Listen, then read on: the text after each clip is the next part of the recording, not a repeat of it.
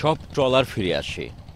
শুধু ফেরে না, বরগুনার ঢোলুয়া ইউনিয়নের মরখালী গ্রামের আলামিন কিংবা আউয়াল বিশ্বাসের ট্রলার। গত বছর ঘূর্ণিঝড় মিথিলির কবলে পড়ে আলামিন, আউয়াল, মাহতাব সহ ২৫ জন জেলে নিখোঁজ হন, যাদের এখন পর্যন্ত কোনো হদিস মেলেনি।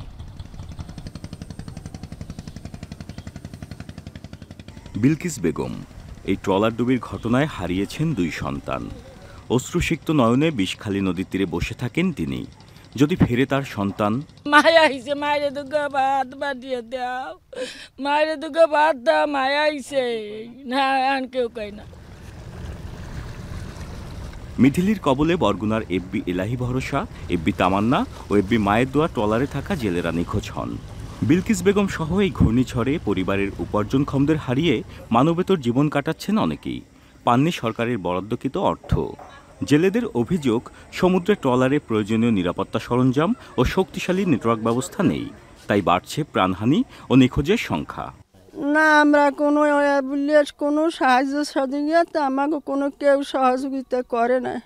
এই অবস্থায় আছি আমরা। বোট অনেকে ছাড়িয়ে দিয়া খালি লোক আসতে পারছে, আবার কোনো বোট আছে যে লোক নিখোঁজ হয়ে রয়েছে, ওগুলো কেউ খোঁজই নিচ্ছে না। তো ওখানে তো কোনো নেটওয়ার্ক নাই, কোনো খোঁজখবর পাওয়া যায় না। আবহাওয়া যখন খারাপ হয় তখন বোঝা যায় যে দেশে আবহাওয়া খারাপ হয়েছে। ঝড় জলোচ্ছ্বাসে জেলেদের নিরাপদে রাখতে সমুদ্রগামী ট্রলারে আধুনিক সরঞ্জাম ও জিপিএস ট্র্যাকিংয়ের মাধ্যমে মনিটরিং ব্যবস্থা চালুর কথা জানান এই বিশেষজ্ঞ। আমাদেরকে নেটওয়ার্কিং এবং আবহাওয়ার পূর্বাভাসটা ডেভেলপ করতে হবে এবং আমাদের একটা ডাটা বেস তৈরি করতে হবে যে যেখানে আসলে কী পরিমাণ নিখোঁজ হচ্ছে, কোথায় নিখোঁজ হচ্ছে, এবং সেই পর্যন্ত আমাদের নেটওয়ার্কটা আমাদেরকে নিশ্চিত করতে হবে। ঘূর্ণিঝড়ে নিখোঁজ জেলেদের পরিবারের জন্য আর্থিক সহায়তা করার আশ্বাস প্রশাসনের। এছাড়া প্রতিবেশী রাষ্ট্রে আশ্রয় নেওয়া জেলেদের কোনো সুনির্দিষ্ট তথ্য পাওয়া গেলে কূটনৈতিক ব্যবস্থার মাধ্যমে তাদের ফিরিয়ে আনা যেতে পারে বলে জানান এই কর্মকর্তা। মৃত বা নিখোঁজ জেলের জন্য এককালীন ৫০,০০০ টাকা পর্যন্ত সাহায্য করা হয়ে থাকে। আর যদি স্থায়ীভাবে পঙ্গু হন, যে কোনো কাজ করতে পারেন না, তার জন্য ২৫,০০০ টাকা পর্যন্ত করার বিধান আছে।